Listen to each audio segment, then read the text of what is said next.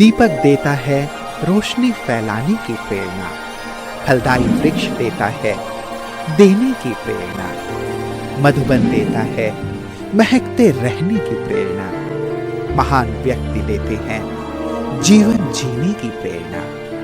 आओ प्रेरणा से दें हम सभी को प्रेरणा।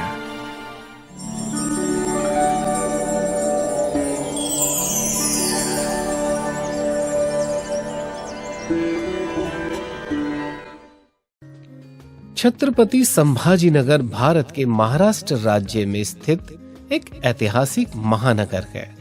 छत्रपति संभाजीनगर अजंता अलोरा गुफाएं, दौलताबाद किला, गिरनेश्वर मंदिर के लिए प्रसिद्ध है। छत्रपति संभाजीनगर वलुज क्षेत्र के ब्रह्मा कुमारी ईश्वरीय विश्वविद्यालय की मुख्य संचालिका हैं राजयोगिनी वंदना दीदी जी। आपका जन्म 1978 में छत्रपति संभाजीनगर में हुआ है। बचपन से आप पढ़ाई, भक्ति आदि में विशेष रुचि रखते थे। आप निरहंकारिता, आज्ञाकारिता, नम्रता आदि दिव्य गुणों से भरपूर ईमानदार आत्मा हैं। 1995 में आपको ईश्वरीय ज्ञान की प्राप्ति हुई और 1997 में आपने अव्यक्त बाप दादा से ईश्वरीय मिलन मनाया। तुरंत ही आपने अपना संपूर्ण जीवन परमात्मा की सेवाओं में समर्पित कर दिया। तब से आपने छत्रपति संभाजीनगर के विभिन्न स्थानों पर सेवाएं देते हुए 2012 से वलुज में अपनी ईश्वरीय सेवाएं प्रदान कर रही हैं। जन जन को ईश्वरीय संदेश देते हुए आपने अनेक सफल कार्यक्रमों का आयोजन किया। दीदी जी के नेतृत्व में 200 से अधिक विद्यार्थी ज्ञान योग से अपने जीवन को भरपूर कर रहे हैं।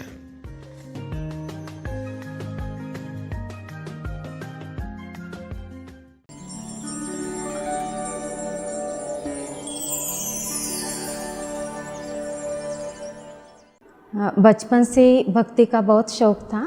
घर में भक्ति का ही वातावरण था और माता पिता भी बहुत भक्ति भाव वाले थे। मुझे छोटेपन से मंदिर में जाना, भक्ति करना, पूजा करना, उपवास करना ये बहुत अच्छा लगता था। हमारे गांव में जो मंदिर है वहाँ पे बहुत सारे लोग मंदिर में जाते थे, तो मुझे भी छोटेपन से ही मंदिर में ले जाते थे। तो मैं बहुत रुचि से मंदिर में जाती थी और पूजा करती थी और मुझे बचपन से ही लगता था कि भगवान मुझे कब मिलेगा, भगवान मुझे कब मिलेगा। और वैसे तो मैं शिव की भक्ति करती थी।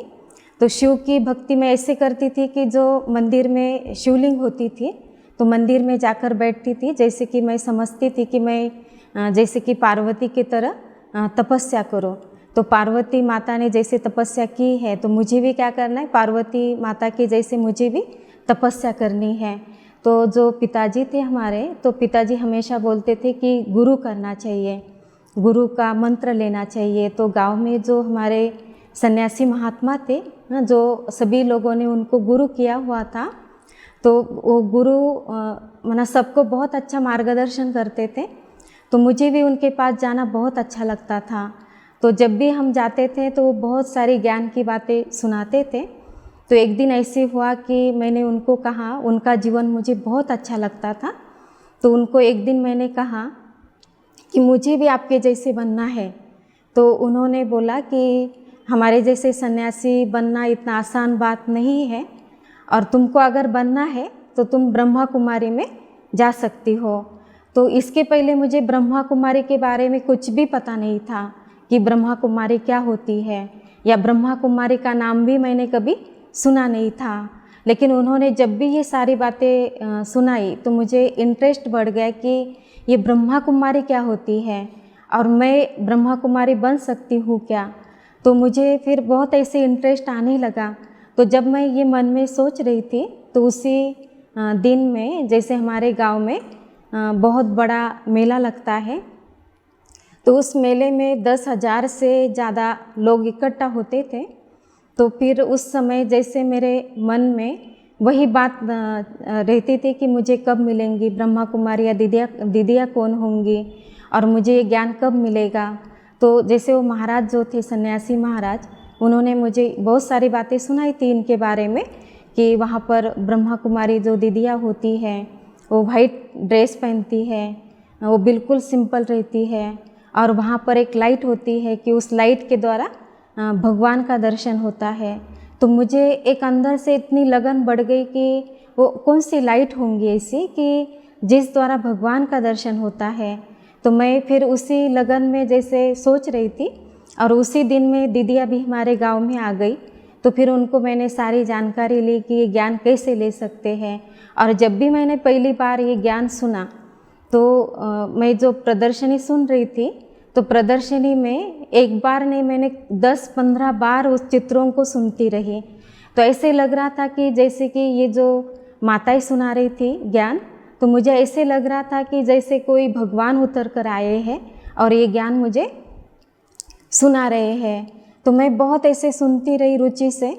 फिर बाद में ये सारी जानकारी मैंने ली कि मैं कैसे ज्ञान ले सकती हूँ, ज्ञान में मैं कैसे आ सकती हूँ। तो उन्होंने बोला कि ऐसे डायरेक्ट तुम आ नहीं सकती हो, तो तुम क्या करो, 3 साल इस ज्ञान मार्ग को समझना पड़ेगा, ज्ञान को समझना पड़ेगा, पहले तो कोर्स करना होगा। तो फिर मैंने सोचा कि 3 साल तक, तो उस समय मेरी 12वीं की एग्ज़ाम हो गई थी। तो फिर अभी 12वीं के एग्ज़ाम के बाद अभी गांव में तो इतना जल्दी माना कि लड़कियों को पढ़ाई के लिए इतना ये नहीं होता है, परमिशन नहीं होता है कि आगे कहीं जाना है। और वहाँ तक 12th तक ही कॉलेज था, स्कूल कॉलेज था, उसके आगे तो फिर कोई पढ़ने के लिए रास्ता ही नहीं था। तो फिर अभी मैंने ये सोचा मन में कि अभी क्या करना है, पढ़ाई पढ़ना है कि क्या करना है। और ये सारी बातें महाराज ने मुझे सुनाई थी कि तुम ऐसे जा सकती हो, लेकिन किसके थ्रू जाओ। तो उनके पास ये सारे बुक्स थे ज्ञान मार्ग के, ब्रह्मा कुमारी इसके। तो उन्होंने मुझे 2-4 बुक्स दिए, और वो 2-4 बुक्स फिर मैं लेकर के घर गई। तो जो मैं सुनी थी, ये जो प्रदर्शनी सुनी थी, तो वही मैं बार बार उसको क्या कर रही थी, पढ़ रही थी। और घर में जो हमारे माता पिता थे उनको भी मैं सुना रही थी। ऐसे मुझे लगता था कि मैं जैसे वो दीदियों से जो सुना था, तो मुझे लगता था कि मैं भी ऐसे सुनाऊंगी। तो जो महाराज थे मुझे हमेशा बोलते थे, सन्यासी महात्मा, कि तुम भी ऐसे बन सकती हो। तो मुझे बहुत इंटरेस्ट आने लगा कि मैं भी ऐसे बन सकती हूँ, मैं भी जा सकती हूँ, मैं भी कर सकती हूँ, लेकिन करूँ तो कैसे करूँ। तो फिर पिताजी से मैंने बात की कि ऐसे ऐसे मुझे बनना है। तो पिताजी ने मुझे बोला कि तुम ये क्या कर रही हो, ये कौन से धर्म में जा रही हो। तो उनको लगा कि शायद ये कोई धर्म ही है अलग। उनको पता ही नहीं चला कि ये क्या है, सफ़ेद साड़ी पहनती है, बिंदी नहीं लगाती है, तो ये शायद कोई अलग सा धर्म है। तो वो बहुत थोड़ा सा विरोध भी करने लगे कि नहीं जाना है, नहीं जाना है।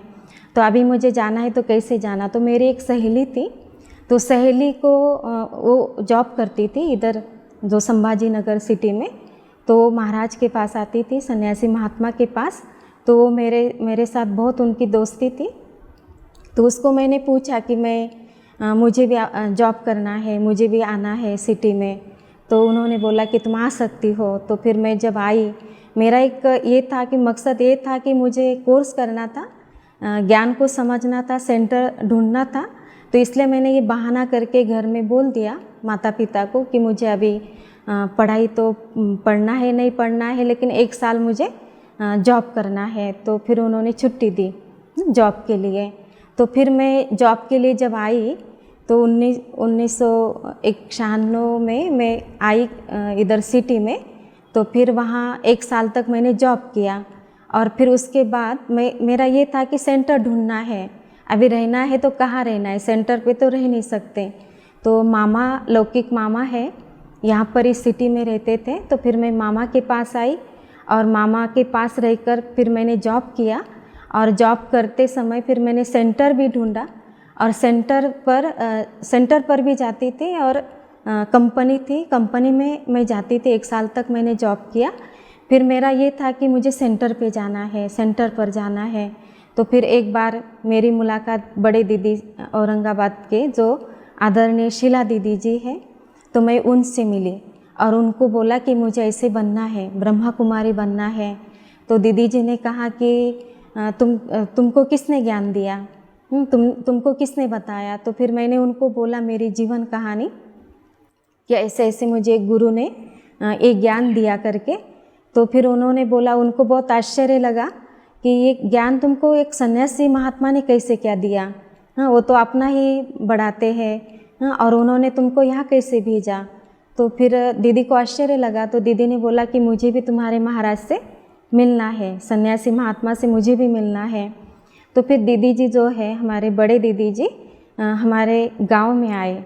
तो जब गांव में आए तो जब उनसे मिले तो उन्होंने फिर उनको कहा कि ये कन्या जो है इसको बहुत भक्ति का शौक़ है और इसको सन्यासी बनना है, लेकिन सन्यासी हमारे पास ये नहीं बन सकती है, ये नहीं रह सकती है, तो इसको आप क्या करो, आपके पास रख लीजिए, आपको हम जो चाहिए वो मदद कर देंगे, लेकिन इसको क्या करो, आप आपके पास रखो। तो दीदी जी को बहुत अच्छा लगा कि एक महात्मा बोल रहे हैं, तो ये ज़रूर कोई अच्छी कन्या होगी। तो फिर दीदी जी ने जब सुना उनकी बात, तो फिर मैं जब दीदी के पास जैसे ये सारी बातें उनको बोल दिया और फिर ये बात हो गई, तो उनको लगा कि अभी मैं भी ये फैसला नहीं कर सकती हूँ, मैं बड़ी दीदी जी से आदरणीय संतोष दीदी जी को मैं पूछती हूँ और फिर दीदी जी जो बोलेंगे मैं वही करूँगी, क्योंकि मुझे 1 ही साल हुआ था। तो 1 ही साल में इतना हम जल्दी से निर्णय नहीं ले सकते हैं, कम से कम तुझे 3 साल तो चाहिए। तो 3 साल तो मुझे फिर अभी घर में तो बोल रहे थे कि तुम घर में आ जाना, फिर हमें शादी करनी है। तो फिर मुझे लगता था कि मैं घर जाऊंगी तो मेरी फिर शादी करा देंगे, फिर मैं ऐसे नहीं बनूंगी। तो मेरे अंदर एक ऐसी लगन लग गई थी कि मुझे बनना है तो यही बनना है, ब्रह्मा कुमारी बनना है।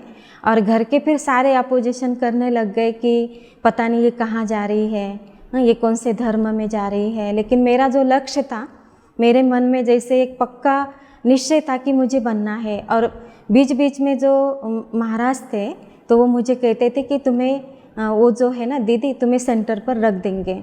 तो मुझे लगता था कि वो कैसे रखेंगे, मेरी तो कोई जान पहचान ही नहीं है, लेकिन मेरा उनके प्रति भी बहुत विश्वास था। और जो बोलते थे कि मेरी बात जो बोलते थे, मेरी सारी बातें सच होती थी। तो मेरा और भी विश्वास बढ़ता गया कि गुरु जब बोल रहे हैं, क्योंकि उनको ही मैंने गुरु किया था भक्ति में, तो फिर मुझे लगा कि ज़रूर मुझे सेंटर पर दीदी जी रख देंगे। तो उन्होंने फिर बात की संतोष दीदी जी से, तो फिर उन्होंने भी हाँ कह दिया। लेकिन उन्होंने कहा कि पहले तो मुझे उन्होंने 8 दिन के लिए परमिशन दिया था कि 8 दिन तुम देखो तुमको कैसे लगता है। तो फिर मैं 8 दिन के लिए आई और फिर मुझे बहुत अच्छा लगने लगा कि बाबा के घर में इतना पवित्र वातावरण, रोज़ सुबह शाम मेडिटेशन करना, ज्ञान सुनना, ये सारी बातें बहुत अच्छी लगने लगी। तो 8 दिन मुझे ऐसे लग रहा था कि बस मुझे 8 ही दिन रहना है, लेकिन उसके बाद तो मुझे घर जाना है। तो घर वालों को पता चला कि ये 8 दिन के लिए गई है। तो फिर जो पिताजी थे या मेरे भाई थे, चचेरे भाई, तो वो आए और उन्होंने बोला कि अगर तुम 8 दिन के लिए आई है तो फिर वापस अभी आना ही नहीं। तो उनको लगा कि अभी ये आई है मतलब फिर हम लोगों को क्या बोलेंगे, हाँ लोग हमको बोलेंगे कि ये कहाँ गई, माना कौन से धर्म में चली गई, तो अभी आना ही नहीं वापस। तो फिर मैंने सोचा कि अभी क्या करूँ। तो फिर और दीदी से बात हो गई कि दीदी ऐसी ऐसी बात है कि अभी मैं घर तो जा नहीं सकती हूँ और मुझे फिर बाबा के पास में ही रहना है। तो फिर दीदी जी ने कहा कि तुम बाबा को बोल कि मुझे बाबा आपके घर में रहना है, हाँ मुझे बाबा आपके घर में रहना है। तो मैं सुबह उठ कर के, और शुरू में इतना ज्ञान भी मुझे इतना क्लियर नहीं था, अमृत वेला क्या होता है या ज्ञान का पूरा स्पष्टीकरण भी नहीं था, लेकिन मेरा ये था कि ये जीवन मुझे बहुत अच्छी लगती थी। जब पहली बार मैंने देखा था ये दीदियों को, तो मुझे ऐसे लगा कि जीवन बनानी है तो ऐसे बनानी है, बनना है तो ऐसे बनना है। तो फिर ये जीवन मना लक्ष्य ही यही था। तो मुझे फिर बराबर जैसे बाबा ने भी परमिशन दिया और दीदी जी से भी परमिशन मिला, फिर दीदी से बात हो गई। तो दीदी ने कहा कि तुमको रहना है तो तुम फिर अभी रह सकती हो। तो फिर मैं 1997 में फिर बाबा के घर में समर्पित रूप में रहने लग गई। तो जब से मैं सेंटर पर रहने लगी तब से फिर मुझे ये जीवन बहुत अच्छा लगने लगा। फिर जो सेवा होती थी, अभी शुरू में इतनी सेवा की भी इतनी प्रैक्टिस नहीं होती थी कि सुबह उठो अमृत वेला करो, कंपलसरी जो दिनचर्या होती है यहाँ पर, तो वो फिर शुरू में जैसे लग रहा था कि रात को कभी देरी होती थी, 11 बजते थे, 12 बजते थे, तो मुझे लगता था कि अभी 12 बज गए, सुबह कैसे उठना है, सुबह कैसे उठेंगे, 3 बजे कैसे उठेंगे। तो और दीदी का एक ये था कि 3:30 बजे उठ ही जाते थे दीदी जी, तो फिर हम लोग भी उठ के बैठ जाते थे। लेकिन फिर धीरे धीरे, और मेडिटेशन भी पहले इतना समझ में नहीं आता था, लेकिन सबके साथ में बैठ जाती थी कि चलो सब बैठे हैं तो मुझे भी बैठना है।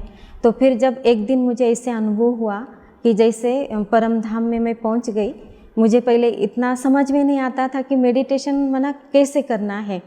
कोर्स तो किया था, लेकिन बीच में बहुत सारा गैप भी मेरा होता था, तो फिर इतनी लिंक मेरी नहीं थी।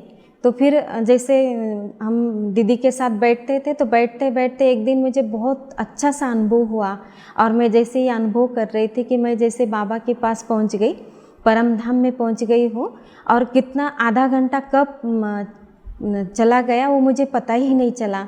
तो मुझे इतनी शांति की अनुभूति हो गई, और उसके बाद फिर मैं रोज़ मना जो आनंद लेने लगी अमृत वेले का, मुरली का, तो ज्ञान को मैं बहुत अच्छी तरह से समझती गई। और फिर बाद में जैसे सेंटर से मेरा बाबा से मिलने को जाना हुआ, तो सेंटर से फिर मैं, दीदी ने मुझे कहा कि अभी पहले तो मैं गई नहीं थी बाबा से मिलने, और सेंटर से मेरा जाना हुआ, तो दीदी ने कहा कि अभी तुम टीचर बन कर के तुम्हें मधुबन में जाना है। तो जब मैं मधुबन में फिर गई, तो मधुबन में पहली बार जैसे मेरा बाबा से मिलन हुआ, तो बाबा ने कहा था कि पहली बार कौन आए हैं। तो फिर मैं भी खड़ी हो गई। तो जब मैं खड़ी हो गई तो सब टीचर्स बहनें मेरी तरफ देख रही थी कि ये टीचर्स बन के आई है और पहली बार बाबा से मिलने आई है। तो मुझे भी लगा कि यार ये क्यों देख रही है ये बहनें। तब मुझे पता चला कि मैं टीचर्स में पहली बार बाबा को मिलने के लिए आई हूँ। तब मना मुझे ये लगा कि बाबा से मिलने के बाद जो खुशी हो गई थी, जो शक्ति मिल गई थी, और जब दादी जी, गुलजार दादी जी जब स्टेज पर आए थे, तो स्टेज पर आए तो मुझे लगा कि जैसे कि मना बाबा दिखाई दे रहे थे, ब्रह्मा बाबा। ये तो मेरा ये अनुभव था शुरू का कि जैसे दादी जी दिखाई नहीं दे रहे थे, लेकिन मुझे बाबा ही दिखाई दे रहे थे। तो मैं बार बार देख रही थी कि दादी जी के तन में बाबा आते हैं, लेकिन मुझे बाबा दिखाई दे रहे हैं। ये मेरा बहुत अच्छा सा अनुभव रहा। फिर उसके बाद फिर बाबा से मिलन भी बहुत अच्छा सा हुआ, और कई बार फिर बाबा से मिलन तो होता ही रहा। फिर मेरा जो सेवा शुरू हो गई उसके बाद, तो जो समर्थ नगर में जो सेंटर है अपना, तो सेंटर पर फिर मैं वहाँ 16 साल तक वहाँ रही, और वहाँ पे बहुत सारी सेवा का चांस मिला।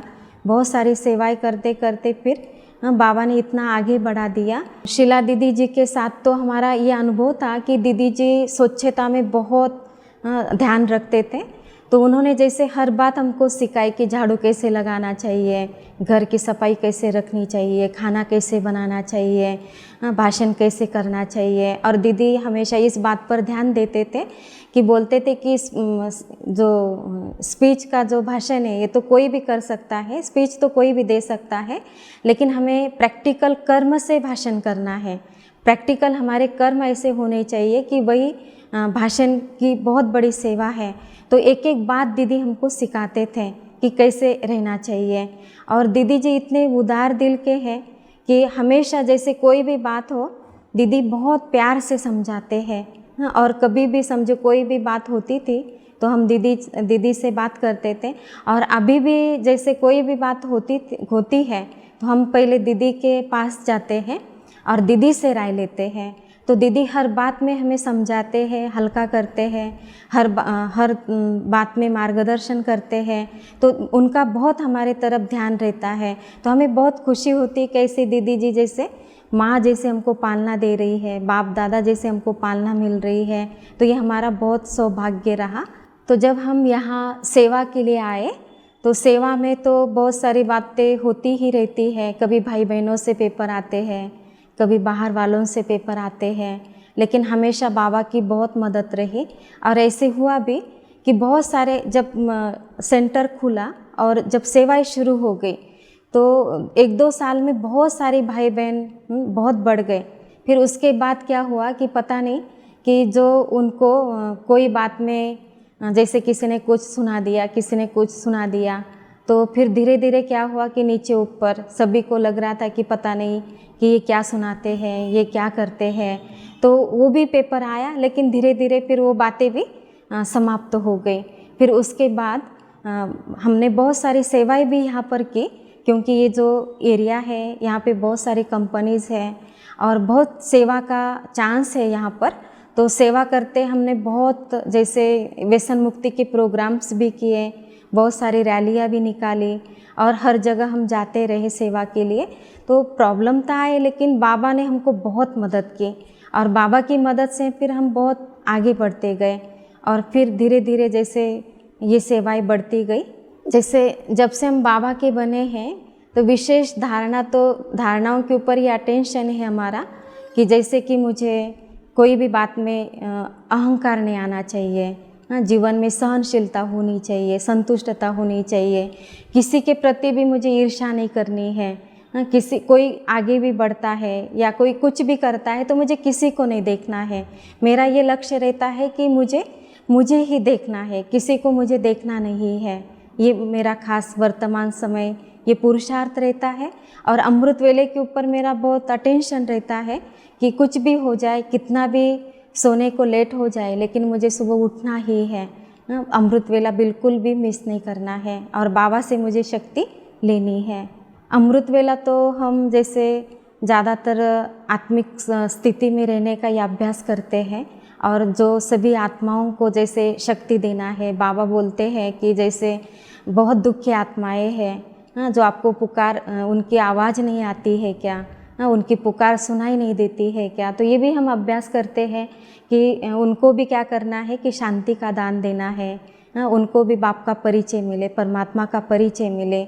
ये भी हम सकाश देते हैं, ये भी सेवा करते हैं। वर्तमान समय तो हमारा ये पुरुषार्थ चलता है कि अभी मुझे जो लक्ष्य दिया है बाबा ने कि बच्चे जल्दी संपन्न बनना है, समय बहुत थोड़ा रहा है, तो समय को देखते हुए अपने तरफ ज़्यादा अटेंशन देना है। सेवा तो करनी ही है, लेकिन अपनी स्थिति भी बहुत अचल अडोल बनानी है। बाबा ने हमको जो चांस दिया है बनने के लिए, तो इसमें अभी जरा भी गफलत नहीं करनी है। तो ये हमारा लक्ष्य रहता है कि जल्दी से जल्दी हमें संपन्न बनना है, संपूर्ण बनना है और बाप का नाम बाला करना है। ब्राह्मण परिवार के प्रति हमारा ये संदेश है कि हम भगवान के स्टूडेंट बन गए हैं, भगवान हमारा टीचर है। ये हमारा बहुत बड़ा भाग्य है कि भगवान ने हमको चुना है और भगवान ने हमको चुना है, हमको पढ़ा रहे हैं, हमारे लिए इतनी मेहनत करते हैं। परमात्मा स्वयं हमारा श्रृंगार करते हैं, तो हमें ऐसी पढ़ाई बिल्कुल भी मिस नहीं करनी चाहिए। दैवी गुणों को धारण करना चाहिए कि भगवान को ये आश रहती है कि मेरे बच्चे जल्दी से जल्दी तैयार हो जाए और दुखी आत्माओं को मुक्ति दिलाए, क्योंकि बहुत दुनिया में दुखी आत्माएं हैं। केवल हमारे लिए रुकी हुई है कि जब हम ब्राह्मण तैयार हो जाएंगे तो सबके लिए मुक्ति का गेट खुलेगा और सब आत्माएं मुक्ति धाम में चली जाएंगी। तो यही सबके प्रति ये आशा है कि सब जल्दी से जल्दी इस पढ़ाई को समझे, संपन्न बने और बाप को प्रत्यक्ष करें।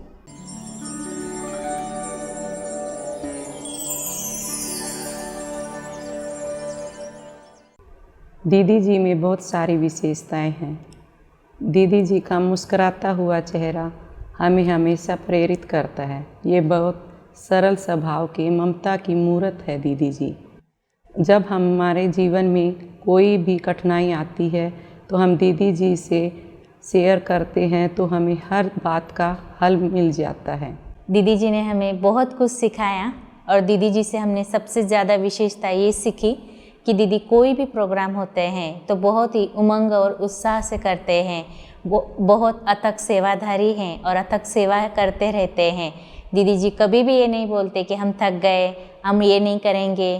कभी भी किसी चीज़ के लिए ना नहीं करते हैं और अपनी सेवा भी खुद करते हैं। तो दीदी जी ये बहुत बड़ी बात हमने सीखी है और अपने जीवन में भी धारण की है। दीदी जी हमारे लिए ममता की मूर्त है। जब से दीदी के संपर्क में हम आए हैं तब से हमारा जीवन ही बदल गया है। जैसे कि दीदी के अंदर सच्चाई, सादगी, स्नेह भरी प्यार उनसे मिलती है हमें। बहुत सारे परिवार जो टूटने वाले थे ऐसे परिवार को दीदी जी ने वापस एकता में लाए। ऐसी दीदी जिनके कारण बहुत दर्द भरे दुख भरे जीवन वाले भाई बहनों को दीदी ने अपना बना के बाबा का प्यार दिला के ऐसी पालना दी कि उन्हें अपनापन महसूस हुआ। आदरणीय वंदना दीदी जी जब से हमारे बजाज नगर में आए तब से हमारे भाई बहनों का भाग्य खुल गया है और हमारे लाइफ में खुशियाँ बढ़ गई हैं। वंदना दीदी जी जब हम सब भाई बहनों की तरफ आत्मिक दृष्टि से देखती हैं और हमारी हर समस्या का सॉल्यूशन वो कर देती है। जब भी हम परेशान होते हैं, जब भी हम सेंटर पर आते हैं तो वंदना दीदी जी को देखकर उनका चेहरा देखकर हमारे चेहरे पर ही मुस्कान आ जाती है। दीदी जी के साथ जब मिली तो हमको अनोखा प्यार मिला और दीदी जी मैंने सारे बात मतलब कोई भी परिस्थिति व कोई भी बात, शरीर की बात, ज्ञान की बात सब दीदी जी पूछ रहे थे। दीदी जी के ये सरल स्वभाव हमको बहुत अच्छा लगा क्योंकि सबके साथ बहुत मिलजुल के रहते हैं।